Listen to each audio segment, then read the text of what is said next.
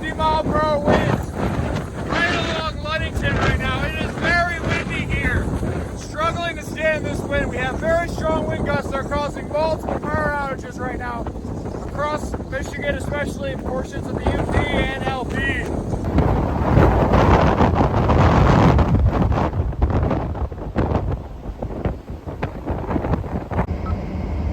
This anemometer, I do not believe is accurate because I'm measuring 20 mile per hour wind gusts, which again, I think is not correct.